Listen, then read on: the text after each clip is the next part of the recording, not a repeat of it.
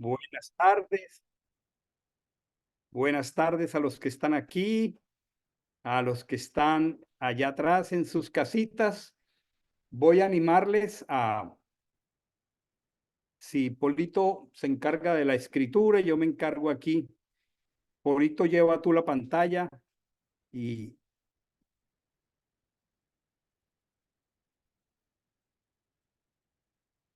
empezamos ayer, mis queridos hermanos, una poderosa y preciosa parachá, una preciosa parachá.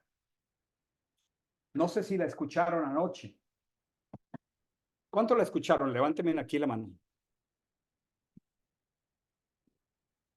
Quiere decir que a la mayoría les hace muy bien escuchar, porque lo que voy a compartir ahora viene de anoche.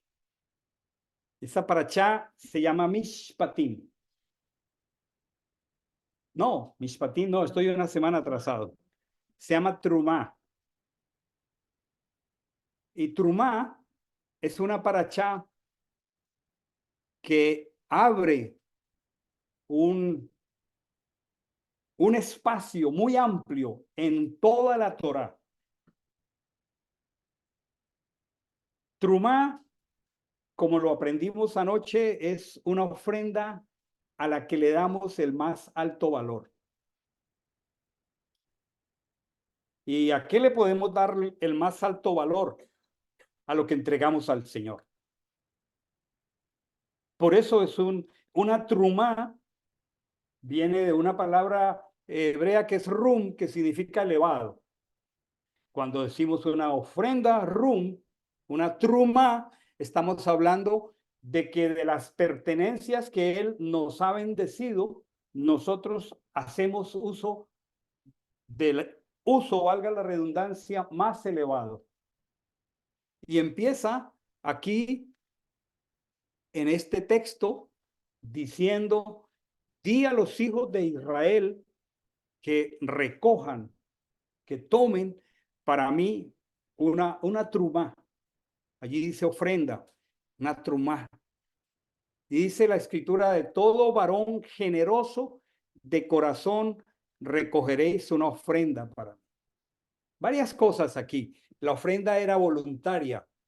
Dice, de todo varón generoso de corazón recogeréis una ofrenda para mí. No era, no era una ofrenda movida por el temor, no era una ofrenda movida por la manipulación, era una ofrenda voluntaria.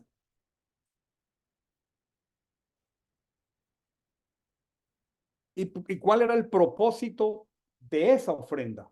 Dice el verso 8, harán un santuario para mí.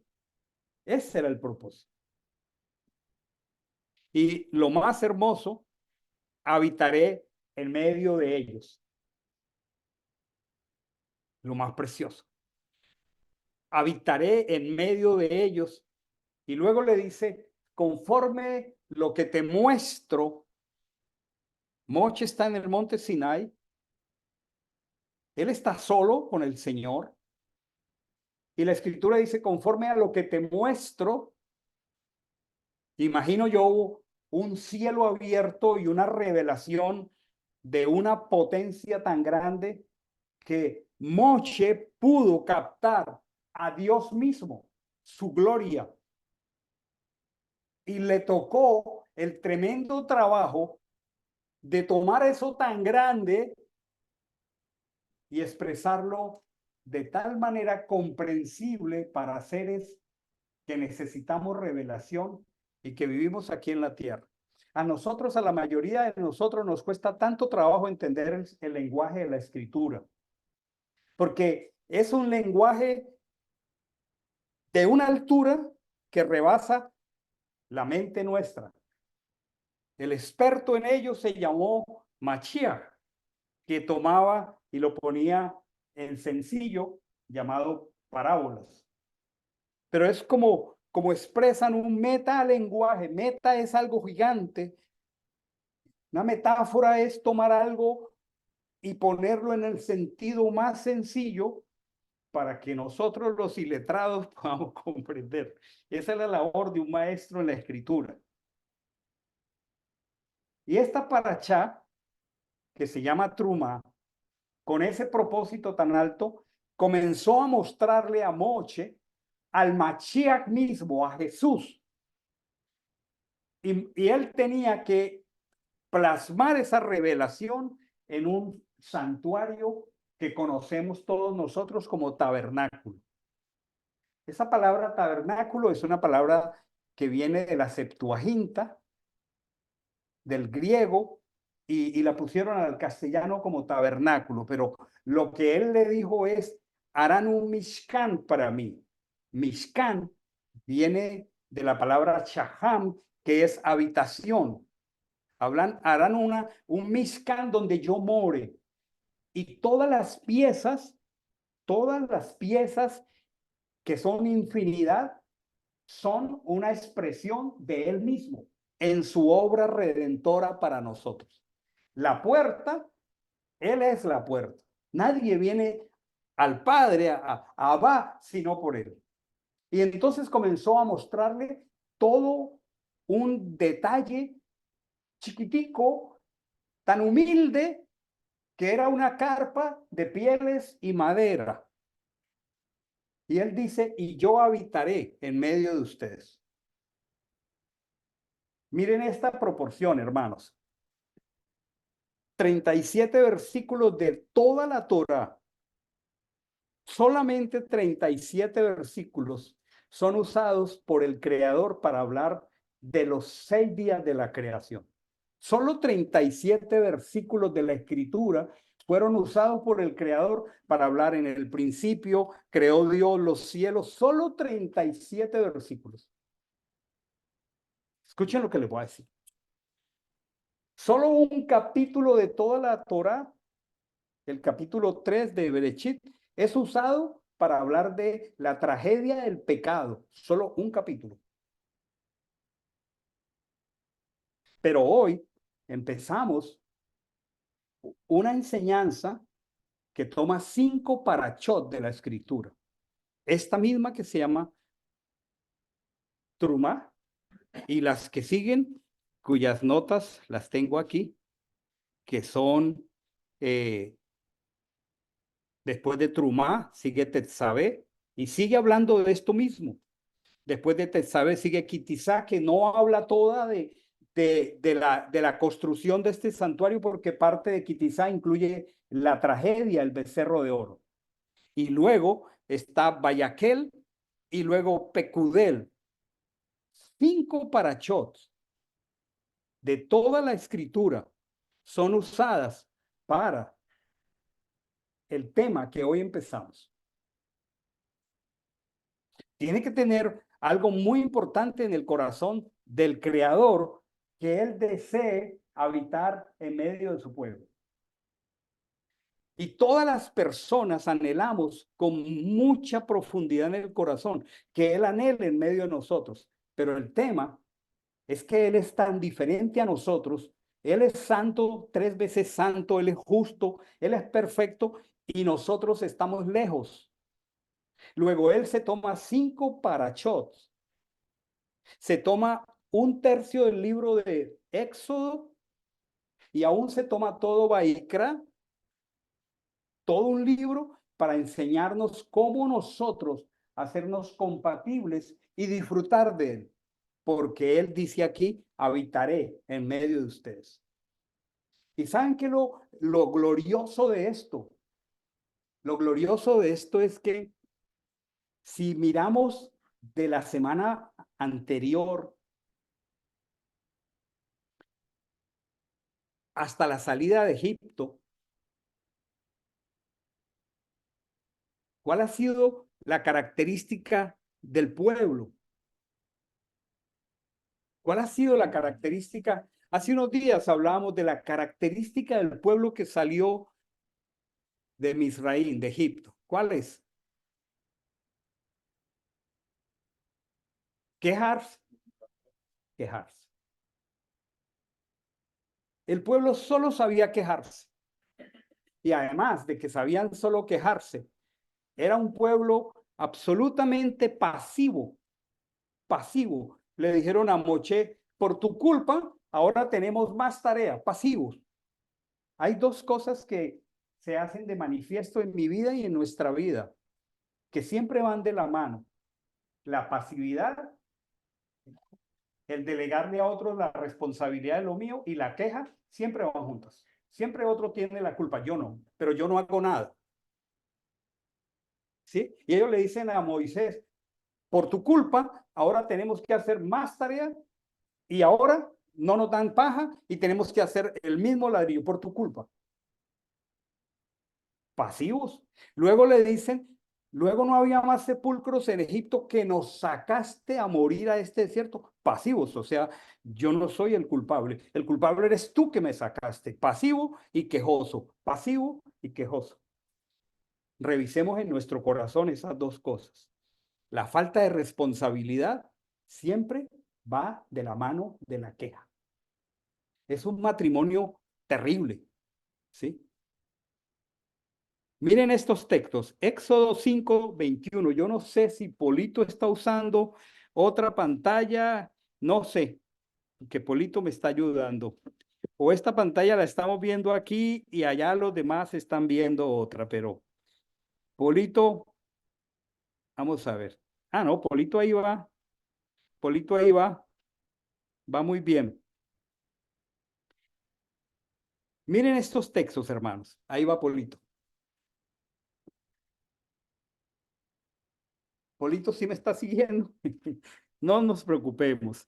Entonces, miren estos textos, hermanos. Voy a pedirles que busquemos Éxodo 5:21. Aquí lo tengo.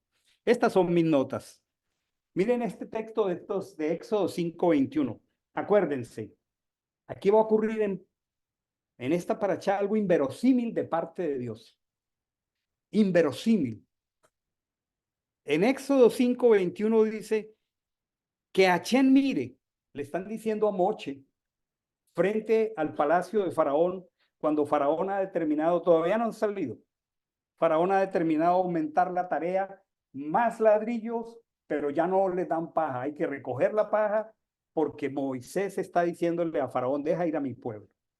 ¿Y qué le dice este pueblo? Le dice que Achén juzgue y mire, o sea, tú eres culpable, Moisés, que Achén juzgue y mire, pues habéis hecho hacer apestoso nuestro aliento a los ojos de Faraón y de sus servidores, poniéndoles en su mano una espada para que nos mate.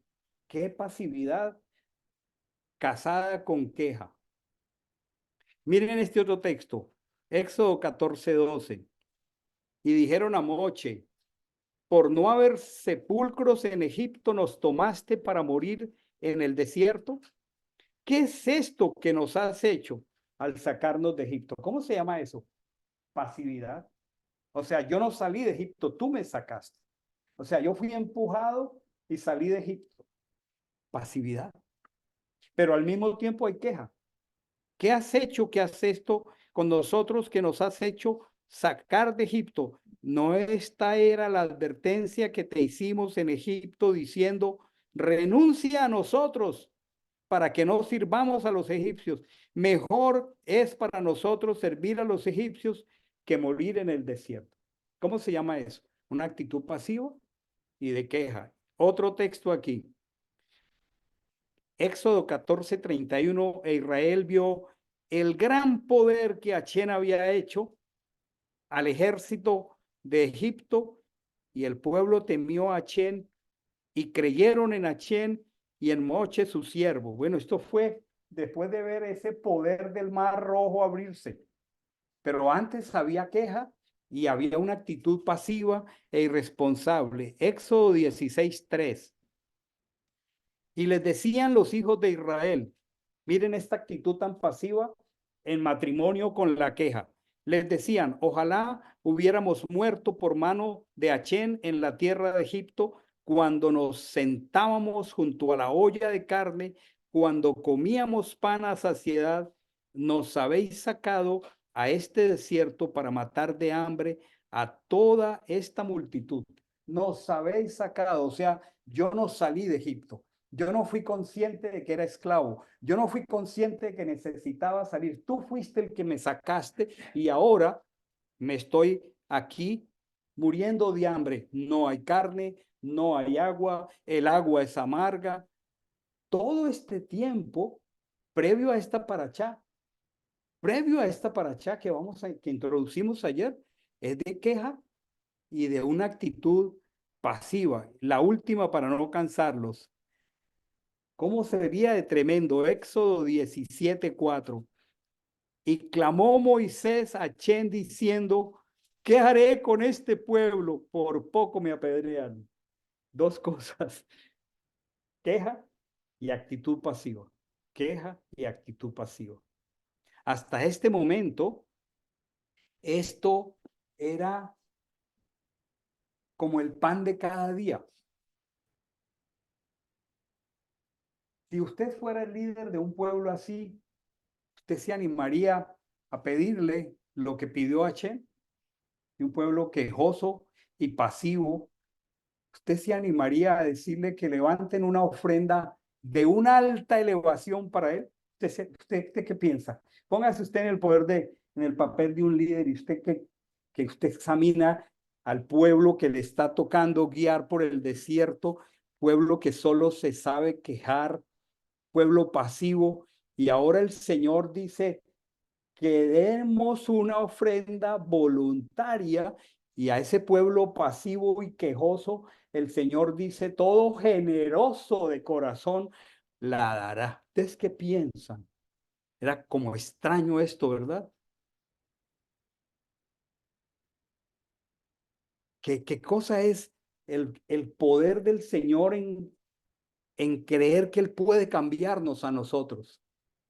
¿Qué cosa es el poder del Señor para transformarnos a nosotros y su amor para sacar la esclavitud de nuestro corazón y transformarla? Y entonces aquí aparece algo inverosímil de parte del Señor. Inverosímil es, pero ¿cómo se le ocurre a usted, a estas personas tan pasivas y que solo están quejándose? Usted sí es bien, ¿cómo diríamos el término? Usted sí es bien iluso a este pueblo, así usted pedirle, levanten una ofrenda del uso más elevado para que hagan un santuario donde yo habite. Increíble, ¿ah?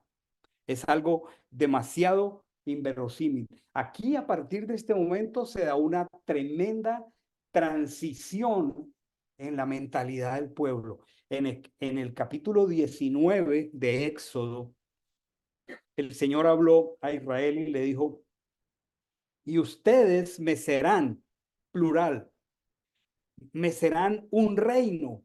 En otras palabras, un pueblo de sacerdotes, un reino de sacerdotes y de gente santa.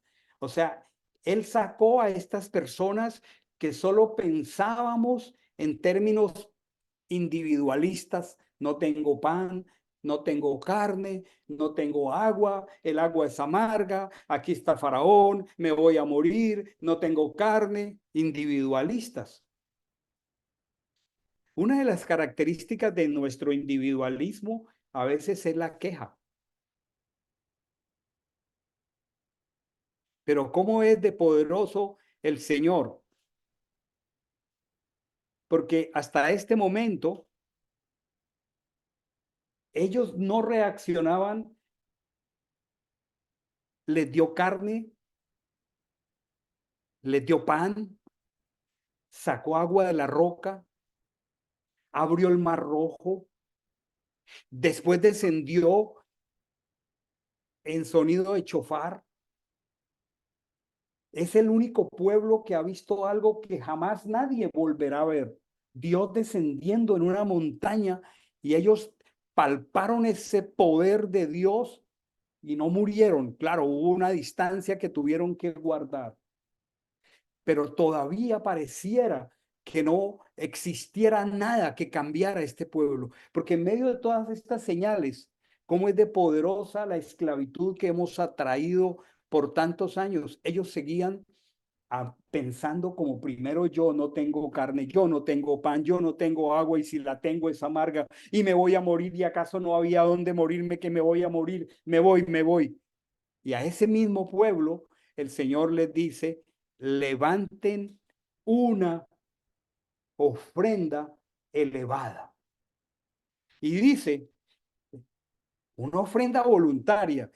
Yo les pregunto a ustedes, a ese pueblo quejumbroso, pasivo, ¿ustedes cómo se imaginan que sería la ofrenda voluntaria que ellos darían? A ver, pensemos, un poquito de psicología.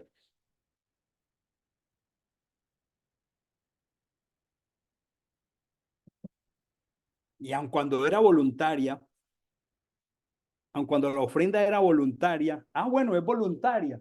Sí, era voluntaria, pero el que llevar no era voluntario. Leamos aquí el texto. Esta es la ofrenda que recogeréis de ellos. Era voluntaria, pero era oro. A una persona individualista y quejumbrosa yo le pido oro.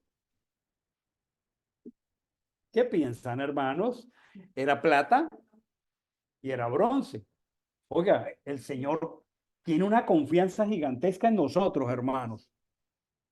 ¿Saben? Yo hace unos días leía que más que la confianza o la fe que nosotros ponemos en Él, es la fe que Él tiene en nosotros.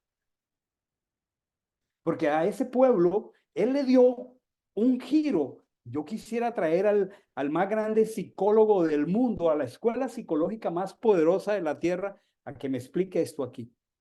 Porque a unas personas acostumbradas por 200 años a ser pasivos y quejumbrosos, que están poniendo de manifiesto esto, el Señor les dice, todo generoso de corazón va a hacer esto, van a traer algo elevado. Las traducciones como Reina Valera dicen ofrenda alzada, ¿sí? ¿Sí?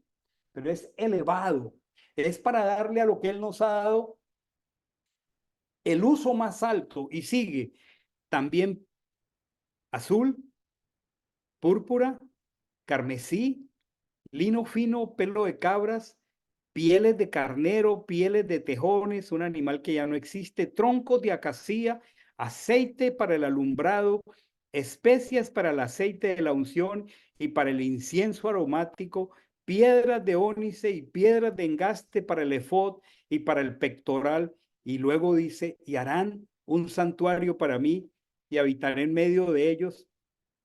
Dice, conforme a lo que yo te muestre, al modelo del Mishkan y al modelo de todos sus utensilios, así lo haréis. Pero lo más bello de todo esto es, habitaré en medio de ellos.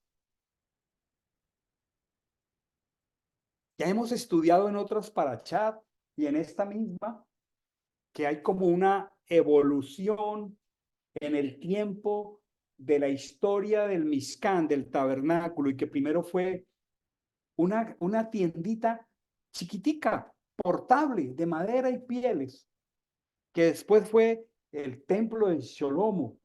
Ya era un templo de piedra y madera, pero luego hubo una presencia física aquí, cuando dice Juan 1:1, y el verbo, que es la palabra en español para logos, pero que viene de la palabra hebrea rechit, y ya sabemos que rechit es la ofrenda, esa primicia, ese primer fruto de la mejor calidad que da la tierra, que al sembrarlo nos garantiza que la cosecha va a ser igual o mejor que la semilla, ¿se acuerdan?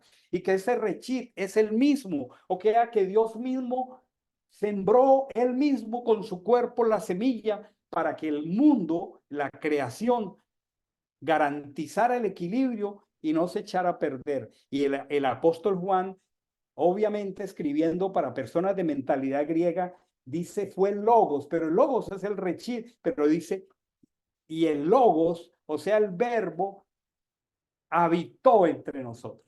Y cuando él puso sus pies aquí sobre esta tierra, ese santuario que vio Moche en el cielo y que lo pudo graficar en ese Mishkan, En cada uno de esos muebles, la menorá, la lámpara, Él es la luz del mundo, la puerta, Él es la puerta, el propiciatorio, Él es la propiciación, la menorá, Él es la luz del mundo, el pan, Él es el pan que descendió del cielo. Todo ese Mishkan es el mismo.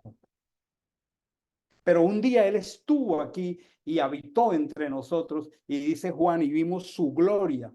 Eso que Moshe vio, que pudo graficar allí, en esos muebles tan costosos, tan caros,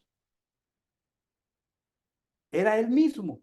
Y entonces, un día, frente a los escribas y fariseos en el templo, en el segundo templo de Salomón, señala el templo y les dice: destruid este templo y en 3 días lo levanto. Y ellos dijeron: están hablando del templo segundo templo de Herodes. Y ellos le dicen: en 49 años se levantó esto y tú lo levantarás en 3 días. No pudieron entender. Él estaba hablando del propio cuerpo de él. Y otro día se para frente al templo y les dice: alguien mayor que el templo está aquí. Es el mismo el templo. Un santuario de madera y pieles, un santuario de piedra y madera, y él mismo como el templo. Y luego cierra maravillosamente Apocalipsis diciendo: oí una voz del cielo que decía: he aquí el Mishkan de Dios. Dice el tabernáculo, Apocalipsis 21:10,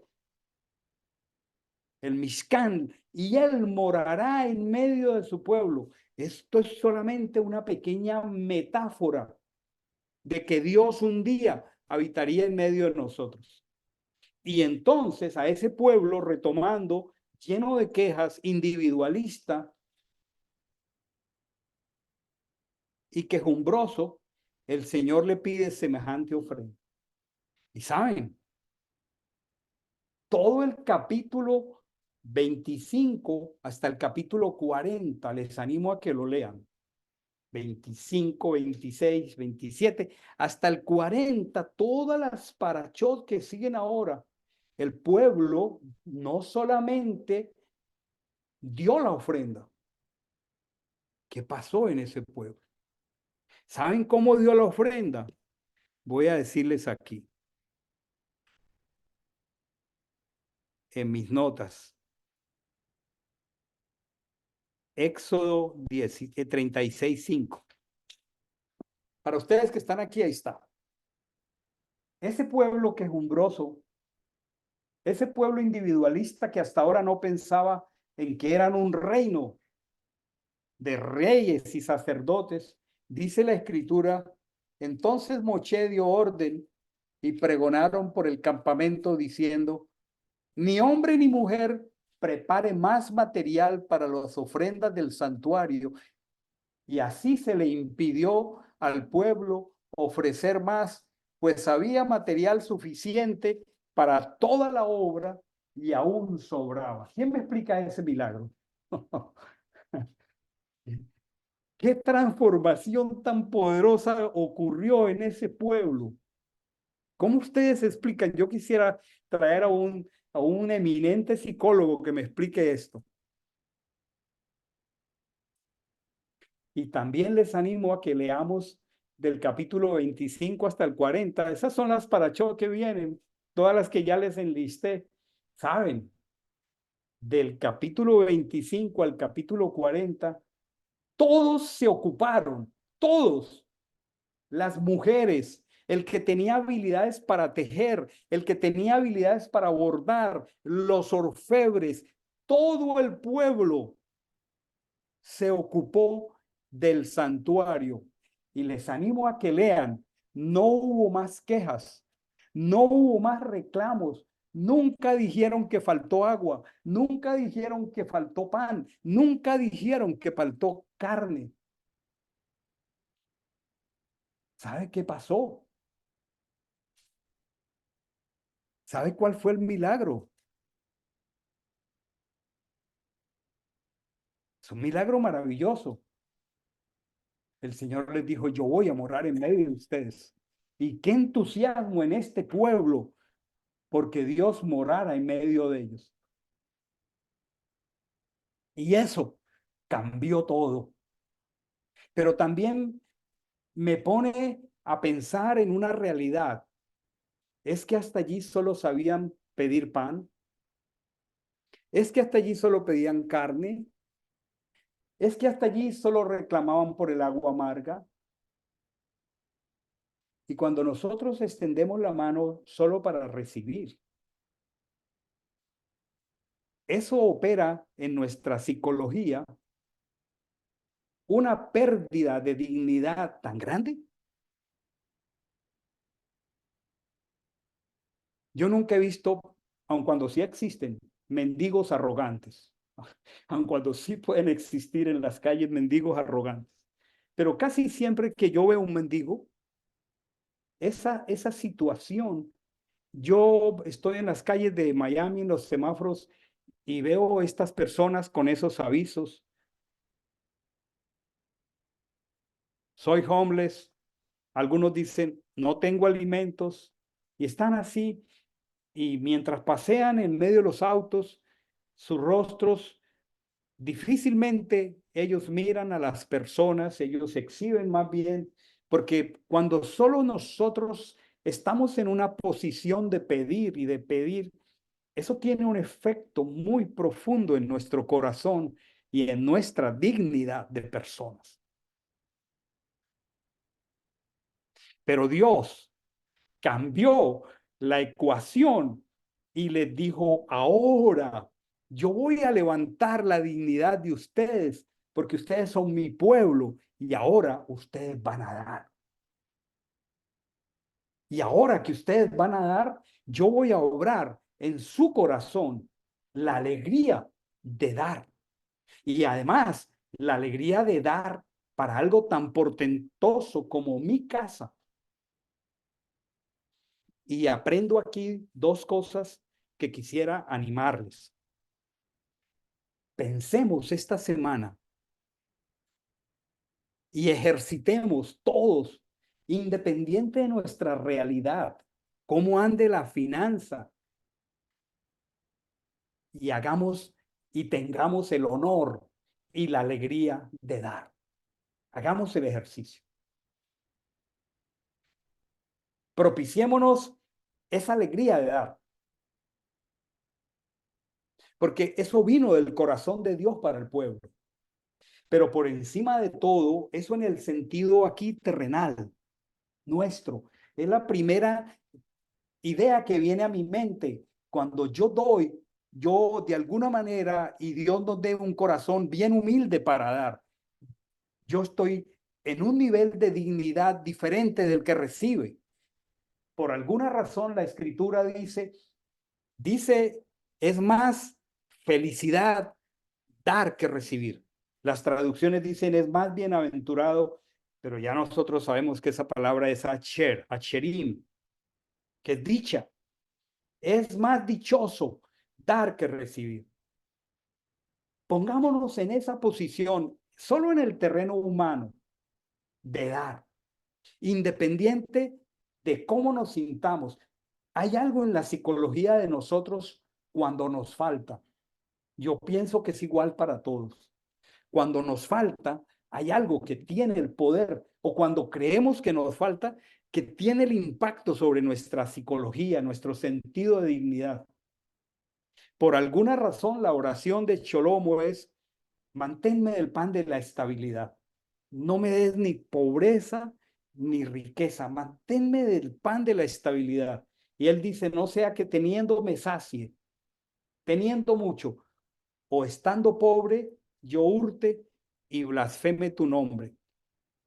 Pero aquí hay un primer valor, y es el más humano, es que cuando damos, y quiera Dios que lo hagamos sedacá, es la palabra, caridad, con un deseo de mirar en los ojos a alguien que tiene una tribulación porque lo perdió todo, porque no fue buen mayordomo, por lo que sea que las personas perdemos lo que tenemos. Cuando hagamos sedacá, digámosle: me gustaría orar por ti para que Dios te quite esa carga y dar. Eso es el primer elemento de esta paracha. Pero viene el más grande, que todavía no he hablado de él. Dice que hay una paracha que está más adelante, la vamos a ver, cuando terminaron la obra. Y al terminar la obra, Moche, Aarón y los orfebres presentaron las cuentas. ¿Se acuerdan que hemos leído de esa paracha? Presentaron las cuentas. Y las cuentas, las toneladas de oro que el pueblo dio, fueron toneladas. Creo que tendría que revisar mis notas, pero fueron como 5 toneladas de oro. A ver, hablemos de 5 toneladas de oro al precio de hoy. Más la plata, más el bronce, más todo lo que dieron. Pero ese mismo pueblo que dio eso se quejaba. Qué triste, ¿ah? Que uno teniendo tanto y lleno de queja. Porque ellos desposeyeron a Egipto. Pero cuando ellos dieron las cuentas, la pregunta que viene aquí es, ya no la alegría que le coloca a nuestra dignidad un valor diferente, no de extender para recibir, sino de extender para dar. Viene otro maravilloso detalle que obró en la vida espiritual de Israel. Por 15 capítulos Israel no volvió a murmurar.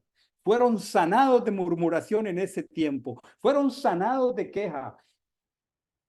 Y lo más hermoso, cuando Moche levantó el santuario, la gloria del Señor descendió allí de una manera que los sacerdotes no podían entrar porque no cabían allí, porque allí estaba la presencia de Dios. La pregunta es, ¿cuánto costó para Israel la presencia de Dios? Costó mucho. Y no les quiero decir de ninguna manera como un pastor que predique prosperidad, que ustedes van a encontrar a Dios producto de que hagan grandes erogaciones de dinero. No, no, no. Lo que les quiero preguntar es, ¿qué tanto estamos dispuestos a pagar el precio por la presencia de Dios?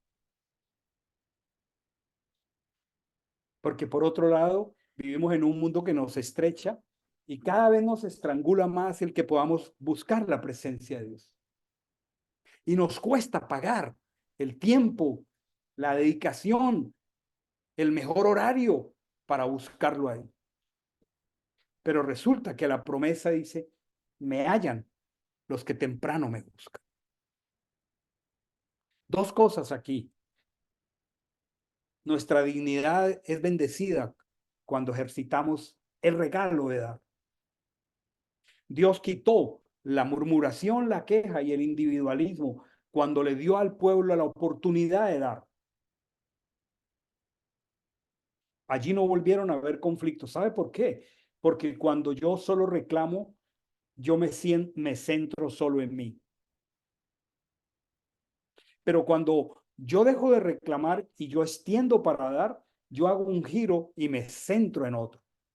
Y cuando yo me centro en otro, viene una alegría tan bella que solo experimentan los que dan. La escritura está llena de esos testimonios. El profeta Eliyahu fue donde una viuda en tiempo de sequía y la viuda estaba recogiendo el último tronco y Elías le dijo que le diera una hogaza de pan y que le diera un poco de agua. Y ella le dijo, estoy recogiendo el último leño, voy a cocer bajo las cenizas un pan para mi hijo y yo comerlo y morirnos. ¿Se acuerdan? ¿Se acuerdan? Y Elías le dijo, dame una hogaza de pan y dame un poco de agua, porque el aceite nunca disminuirá de la tinaja, ni la harina de la vasija. Y esa viuda vio eso hecho una realidad. ¿Cuánta alegría tuvo esta viuda cuando ejercitó la bendición, no de extender la mano así, sino así? El niño del evangelio que tenía 5 panes y 2 peces. A veces no sé si son 2 panes y 5 peces. Ahora la cuenta no la tengo clara, pero no importa. O eran 5 peces y eran 2 panes, o al contrario.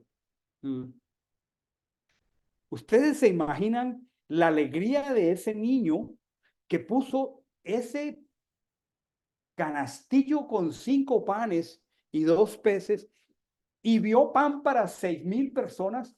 ¿Alguien podría tener mayor alegría que ese niño? ¿Cuántos quisiéramos hacer esta semana de manera deliberada este ejercicio de cambiar el enfoque y mirar a otro? Pero porque ellos buscaron en obediencia, en obediencia sencilla, seguir el diseño de Dios en proporciones, en medidas, en materiales. Yo quiero que miremos Éxodo capítulo 40. Éxodo capítulo 40.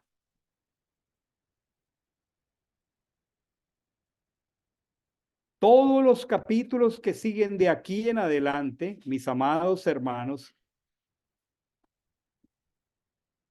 todos los capítulos que siguen de aquí adelante, 5 parashot, 5 porciones de la escritura, el pueblo cambió la perspectiva de su vida.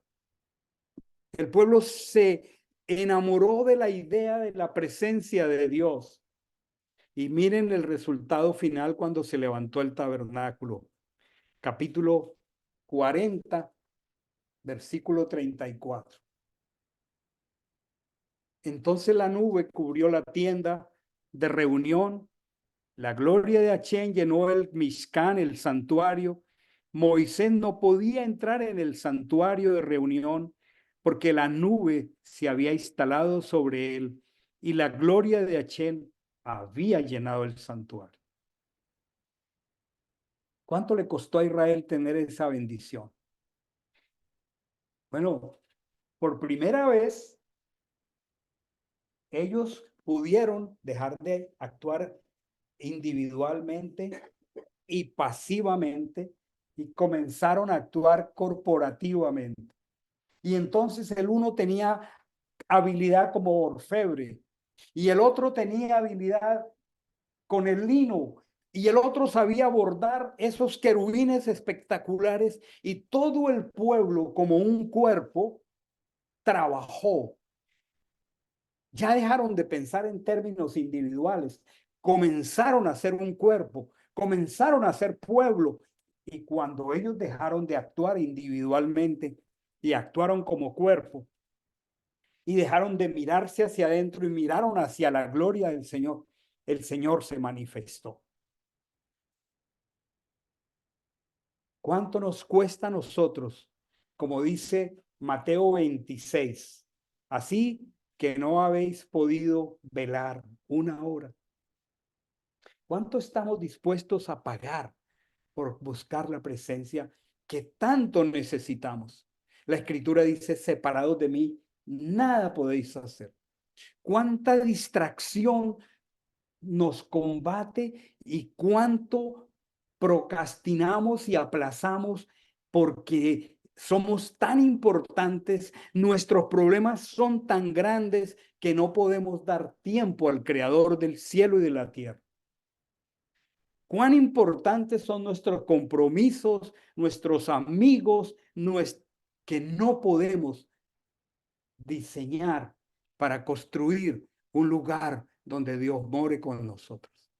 Y es notorio que entre menos presencia tenemos de Dios, más quejas tenemos y más pasivos nos volvemos. Casi que una evidencia de mi búsqueda de Dios es que me estoy quejando. Pero ¿qué cambió a Israel? El Señor me parece tan maravilloso que en medio de esta radiografía tan tenaz de queja y actitud personalista, individualista y pasiva, solo al Creador se le pudo ocurrir esta maravillosa idea que obró una transición en el pueblo de Israel. 15 capítulos de la Escritura, no hubo queja, no hubo murmuración, nada faltaba y lo más bello, la nube cubrió la tienda. Mis amados hermanos, es tiempo de pensar en que vivimos en un mundo que nos hostiliza mucho para que busquemos a Dios. Y caemos en la trampa, hablo en plural, que a veces le damos al Señor migajas y no pagamos el precio de buscarlo. Quisiera que miráramos que este fenómeno se repitió. Y quiero que miremos la vida de un hombre tan especial como Sholomo, Salomón. Este es el capítulo 29 de Primera de Crónicas. Esto ocurre 500 años más tarde. Quiero que miremos esto. 500 años más tarde de este santuario, esa fue la primera fase evolucionista de ese santuario o en su evolución, no, corrijo la palabra, ningún evolucionista. La primera fase en su evolución, ese santuario de pieles y madera. Pero este es el segundo santuario de madera y piedra. Y miren esto, el que está haciendo los preparativos para este santuario es el rey David. Solo quiero que miremos aquí. El rey David, capítulo 29, Primera de Crónicas, dice, después el rey David dijo a toda la congregación, solo a mi hijo Salomón ha escogido Elohim para construir el templo, primer templo. La segunda fase. Él es joven e inmaduro y la obra es grande, porque la casa no es para hombres, sino para Hachén Elohim. Y miren la actitud de David.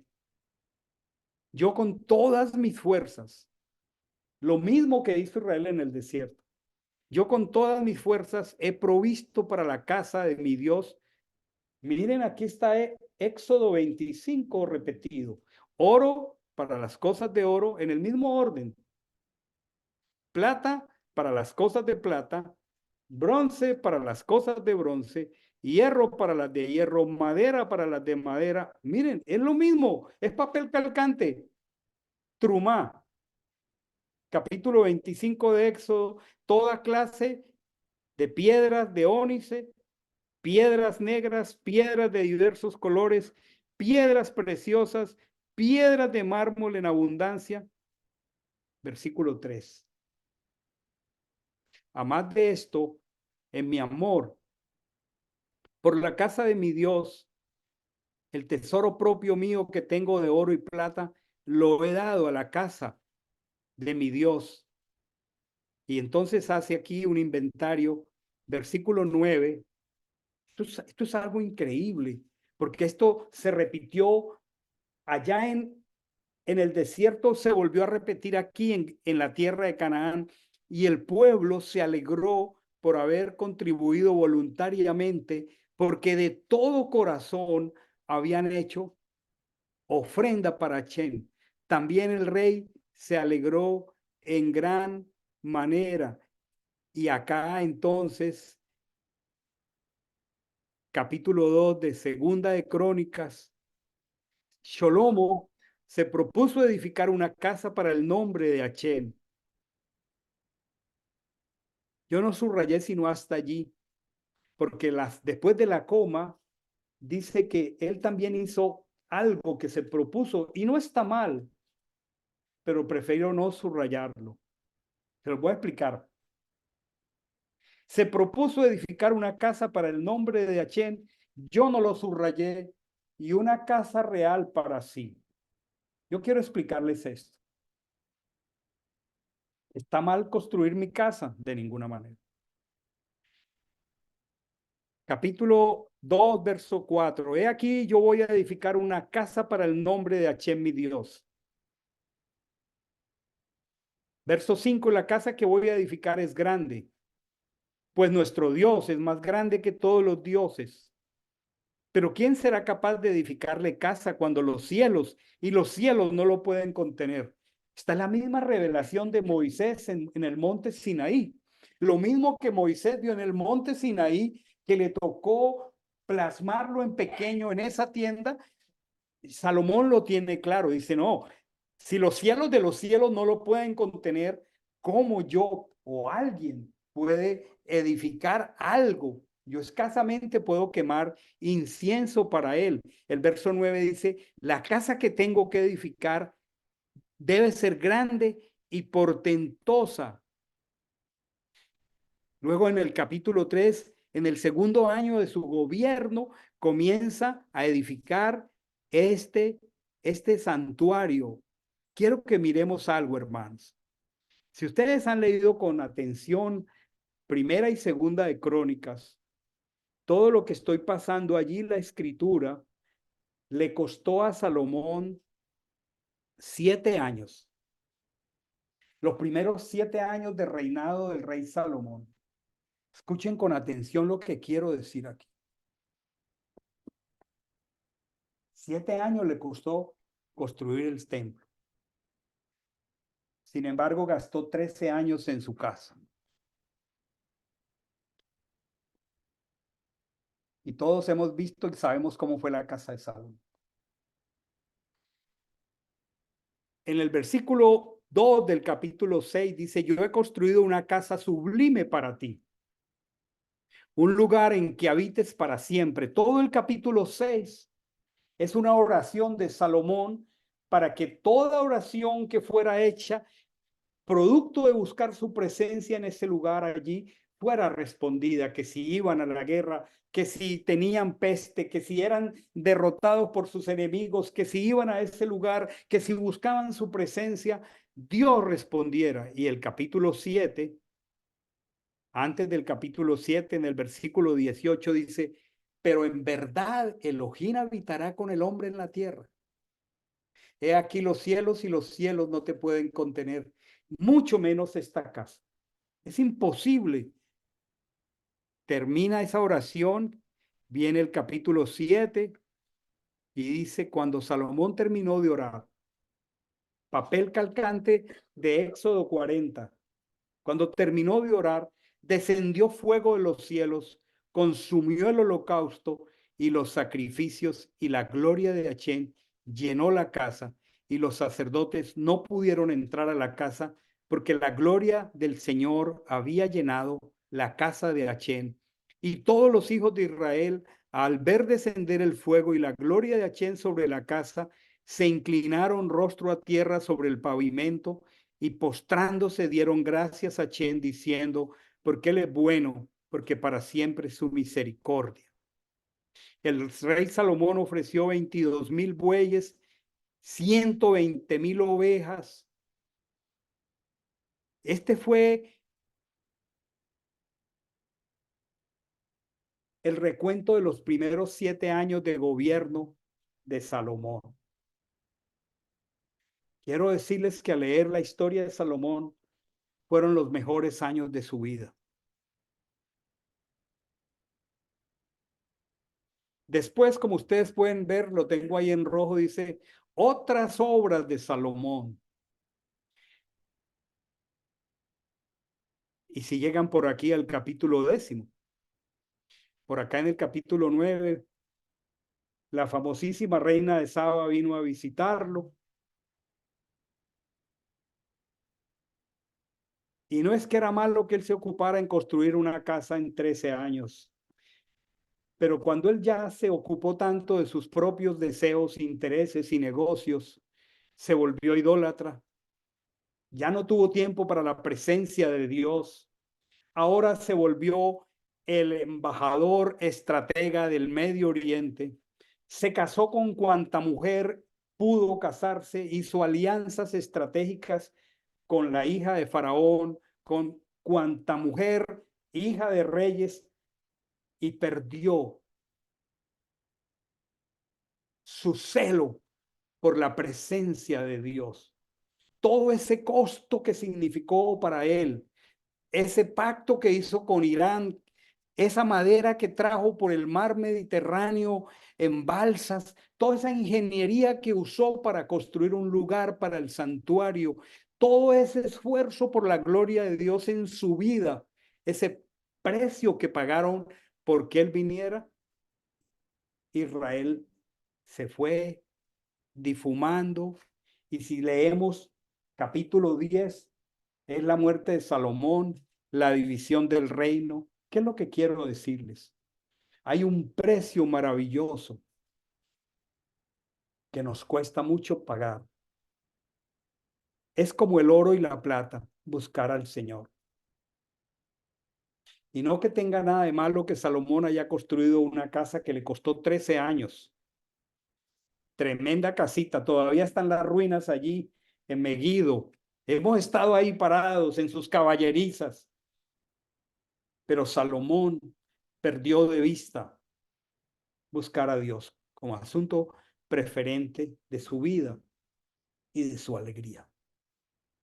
Dios obra de manera sobrenatural en nosotros, en nuestra perspectiva de la vida, en la quejanza, en la irresponsabilidad, en la pasividad, cuando nos pone a dar y sobre todo cuando nos pone a esforzarnos para buscarlo a Él. Aquí hay dos historias maravillosas de la misma realidad. A un pueblo que solo sabía ser pasivo, que pensaba solo individualmente, el Señor le cambió de manera milagrosa. Yo creo que ese es un milagro muy grande, que solo obró el Señor, porque es el mismo pueblo el que dio tanto que hubo que detener la marcha. Que de ninguna manera ninguno de ustedes crea que yo estoy haciendo una apología para el dar, al menos a la casa Camino a Sion. Pero sí que pensemos en que muchas cosas de nuestra propia dignidad, el Señor las cambia cuando nosotros cambiamos el orden de la mano, no para pedir, sino para bendecir a otro. Que nuestro sentido de dignidad y de valor cambia cuando nosotros hacemos lo que hizo el niño con los 5 panes y los 2 peces. Nuestro sentido de dignidad cambia cuando hacemos lo que hizo la viuda con la tinaja de harina y la vasija de aceite. Pero, por otro lado, mis queridos hermanos, la gran pregunta es, ¿cuánto estamos nosotros? ¿Cuánto nos cuesta buscar al Señor? ¿Cuánto oro ponemos para buscar al Señor? De verdad, sea esta una tarde que examine nuestro corazón y nos traiga en un genuino anhelo de decir, Señor, realmente me avergüenzo, si es así el caso, porque tú vienes y me miras a los ojos y me preguntas, ¿así que no habéis podido velar conmigo una hora? Ciertamente vivimos en un sistema que nos tiene bien esclavizados. Y ciertamente la única manera como el Señor nos está desafiando es a cambiar la perspectiva. Cuando Israel dejó de pensar individualmente y pensó corporativamente, construyeron ese lugar hermoso y la gloria del Señor la llenó. ¿Cuál es el llamado para nosotros? Efesios capítulo 2, versículo 20. Edificados sobre el fundamento de los apóstoles y profetas, siendo la piedra angular Yehoshua HaMashiach. Nosotros también hemos sido llamados a edificar un santuario, no de piedra, no de madera. Ya el que es mayor que el templo ya estuvo aquí.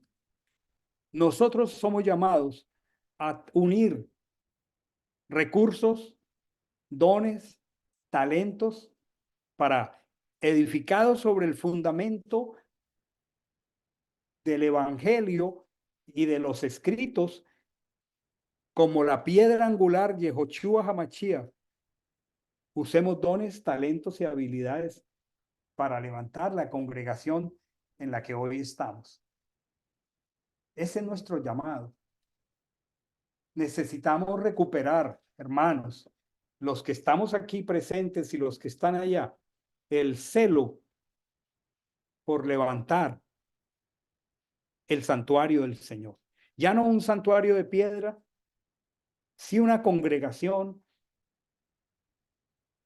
Cuánta bendición que cada uno de nosotros ambicione y anhele mantener su folletico del evangelio con usted y empezar una conversación, salir del área de confort, ir a algún lugar, comenzar una conversación y luego compartir el discipulado.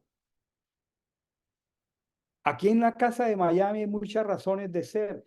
Tenemos 4 semanas que nos reunimos, necesitamos encontrar maestros aparte de Felipe para tomar la responsabilidad con ellos. Y hay más tareas para hacer. Pensemos realmente si nosotros estamos en un desafío por construir el santuario, que este sea un santuario donde more su presencia. Nuestra oración, nuestra participación en el servicio. Gracias a Dios que podemos tener 4 hogares donde congregarnos. Para los de Miami, usted aporta, usted pone su esfuerzo cuando viene y se congrega. Gracias a los que vienen. Realmente hagamos el esfuerzo, hagamos el esfuerzo. Y busquemos insistentemente que seamos el santuario de su morada, el Mishkan, donde su presencia se haga real. Tomemos el modelo de Egipto que volvió a la gente sin dignidad. Tomemos el modelo, fíjense que hay modelos de modelos, el de Egipto es el peor, nuestra dignidad sacrificada, pero ¿y qué tal el de Salomón? Que ahora teniéndolo todo, entonces los peores años de su vida ya no estaba ocupado del santuario. Pensemos en eso. Pensemos realmente cuánto tiempo podemos invertir en llevar a cabo juntos la obra del Señor. Pensemos, preguntémosle al Señor cuánto tiempo realmente queremos para construir un lugar donde more su presencia. Nos encontramos cada semana aquí con necesidades, pero también hay necesidades que se manifiestan como cuando nuestro carácter es tergiversado por una actitud individualista que pierde de vista que somos un cuerpo, cuando nuestra actitud es solo de queja, cuando nuestra actitud es solo de estirar la mano, y cuando no pensamos en términos corporativo como congregación. A mí me parece una tremenda bendición esta paracha. Bueno, cada semana digo lo mismo, es que me deleito en estudiar la escritura cada semana para compartirla con ustedes, porque el Señor se toma el cariño de hablar a nuestro corazón. Yo estoy esperando que su voz esta tarde sea oída por nosotros. La semana pasada nos habló mucho acerca del uso de nuestra libertad, pero hoy está hablando acerca del precio de buscarlo a Él como asunto preferente de nuestra alegría. Allí en el silencio de su corazón, evalúe la calidad de sus materiales que usted pone para buscar a Dios. El rey David dijo, por cuanto tengo mis afectos en la casa de mi Elohim, qué tanto afecto tenemos por la casa de nuestro Elohim. ¿Qué tanto afecto tenemos por su presencia? ¿Y cuánto es el oro, el carmesí, el lino, las piedras preciosas de mi adoración, de mi alabanza, de mi búsqueda? Señor, siempre caemos en la trampa y el engaño de que lo urgente opaca lo importante. Pidámosle perdón al Señor porque muchas veces vivimos con lo urgente, llenos de preocupaciones, y lo importante, lo que vale, lo inconmovible. Dile, Padre, perdóname si yo dejo que lo urgente me lleve a apagar fuegos que me alejan de tener un tiempo consistente en tu presencia y apagar tan poco para buscarte.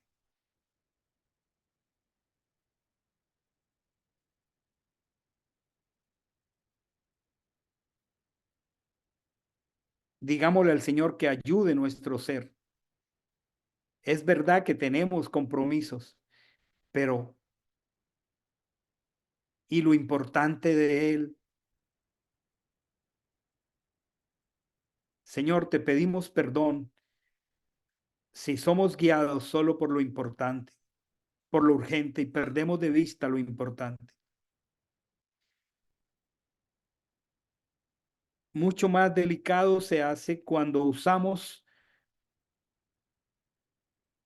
nuestro tiempo, nuestros recursos en lo que no produce fruto, en lo que distrae. Oh Señor, exhorta nuestros corazones. Tu palabra dice, no améis al mundo ni las cosas que están en el mundo. Si alguno ama al mundo, el amor del Padre no está en él. Tal vez tengamos que pedirle perdón al Señor si nuestros compromisos con el mundo hacen que el amor del Padre no esté en nosotros.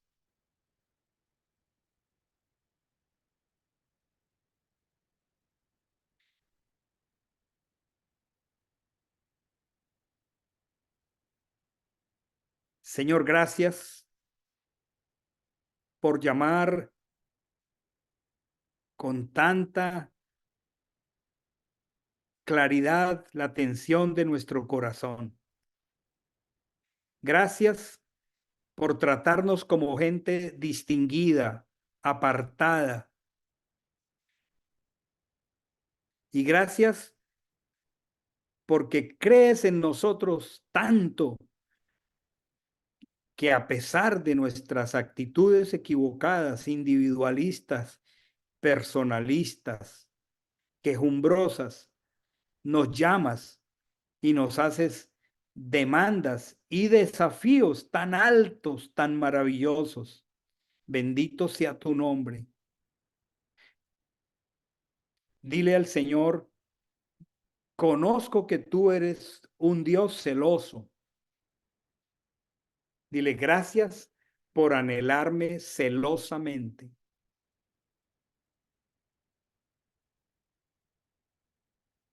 Que la búsqueda de tu presencia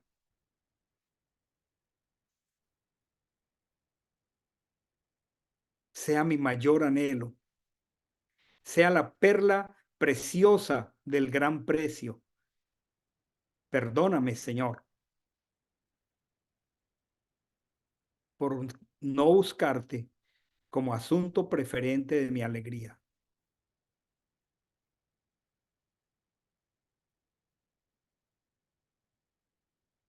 Dale valor en oración al que somos un cuerpo,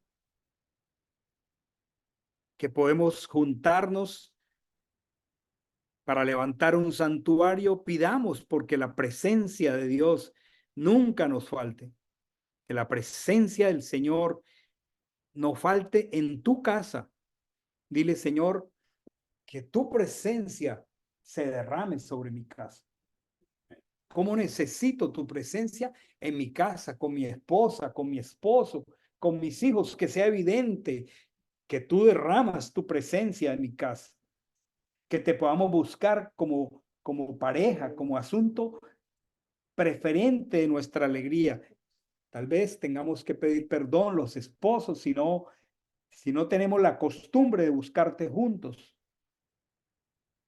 Y si hemos permitido que las obras de la carne nos dividan para no estar en chalón y buscarte juntos. Perdónanos, Señor, si no buscamos juntos como padres hablar a nuestros hijos tu palabra para que ellos sean librados de una generación perversa.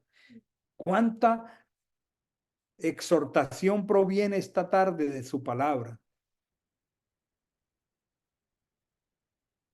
Gracias porque no dejas de exhortarnos. Gracias porque no dejas de hablarnos. Dile, Señor, no dejes de exhortarme. No dejes de hablarme. Señor, ¿qué cambios debo hacer al terminar esta tarde, este tiempo como familia congregacional? ¿Qué cambios necesito hacer? Que podamos hablar como pareja acerca de estos cambios, que podamos llevarlos a realización.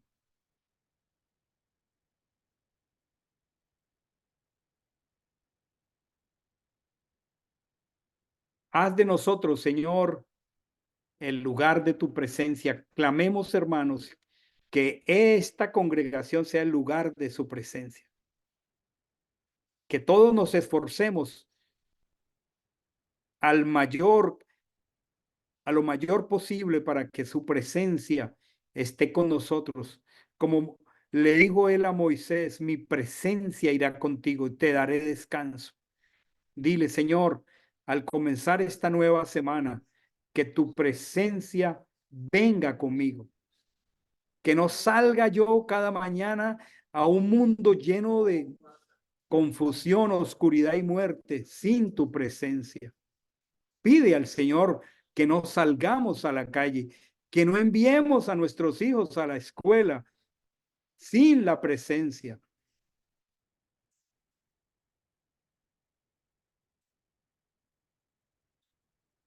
¿Cómo eres de maravilloso, Señor?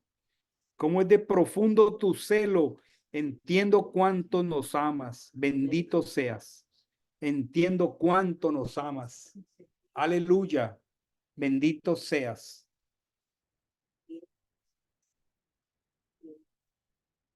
Señor, gracias por tus mandamientos buenos, tus mandamientos justos, santos y espirituales. Gracias por el mandamiento de honrarte con los diezmos, las ofrendas.